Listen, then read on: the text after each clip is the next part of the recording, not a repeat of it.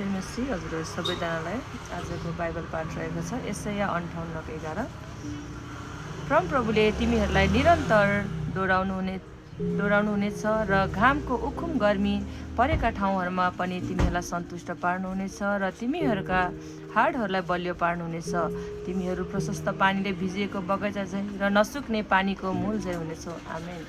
साँच्चै हामीले चाहिँ हाम्रो हृदय स्थिर राख्यौँ र उपवासको कुराहरू हुन्छ नि त, कति कुराहरू उपवासमा पनि हामीले उहाँले भनेको जस्तै उहाँको आज्ञाकारितामा रहेर होइन आफू खुसी नगरिकन पवित्र तरिकाले चाहिँ हामीले उपवास बस्यौँ र उहाँमा हाम्रो आशा भरोसा राख्नु भयो भने चाहिँ उहाँले हामीलाई हरेक कुरामा सुदिनहरू फर्काइदिनु हुनेछ र हाम्रो हरेक पीडाहरूमा अनि हाम्रो हरेक चोटहरूमा अनि हाम्रो हरेक घटी अनि कमी अनि खाँचोहरूमा चाहिँ उहाँले पुरा गर्नुहुनेछ। उहाँको हामी वचनअनुसार दियो भने उहाँले अवश्य पनि हाम्रो दिनमा हाम्रो जीवनमा खुसी नै खुसी ल्याइदिनुहुनेछ र यहाँलाई म उत्साह दिन चाहन्छु। हजुरहरू पनि परमेश्वरमा येशूमा आशा भरोसा राख्नुहुन्छ भने चाहिँ आफ्नो हृदयलाई स्थिर राख्नुहोस्, प्रार्थनाहरू गर्नुहोस्। कति प्रार्थनाहरूको उत्तर आउँदैन नि त, अब हुन्छ नि त, अब म आफै पनि के कति प्रार्थनाहरू गर्छु, उपवास बस्छु है, अनि झन् आफूले सोचेर गरेको उपवासहरू हुन्छ नि त, त्यतिखेर सुन्नु भएन कि जस्तो हुन्छ। तर हामी चाहिँ निरन्तर उहाँमा आफ्नो हृदय स्थिर राख्नु भयो भने चाहिँ उहाँले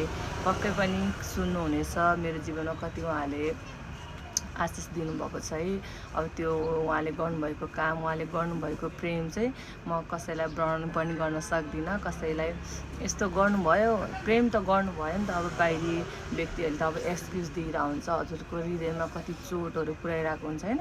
तर हामी चाहिँ हाम्रो आशा भरोसा चाहिँ परमेश्वरमा राख्ने र उहाँले भन्नुभए अनुसार हाम्रो जीवन जियौँ भने चाहिँ उहाँले एक दिन हजुरहरूको जीवनमा अवश्य पनि सुदिन फर्काइदिनु हुनेछ। हजुरहरूको जीवनमा खुसी नै खुसी आउनेछ र कहिले पनि हजुरको यहाँ वचनमा भनिएको छ नि त, हजुरको जीवनमा चाहिँ घामको उमा पनि हजुरलाई शीतलता दिनुहुनेछ र खडेरीमा पनि हजुरलाई एउटा राम्रो एकदम भनिएको छ नि त, तिमीहरूको प्रशस्त पानीले भिजिएको बगैँचा झैँ र नसुक्ने पानीको मूल जान्छ। साँच्चै हामी चाहिँ नसुक्ने पानीको मूल जस्तै हाम्रो जीवनमा उहाँले पनि कामहरू गर्नुहुनेछ र हाम्रो जीवनलाई चाहिँ उहाँले एकदम असल र भरिपूर्णले भरिदिनुहुन्छ भने आशा अनि भरोसा दिन चाहन्छु। धन्यवाद।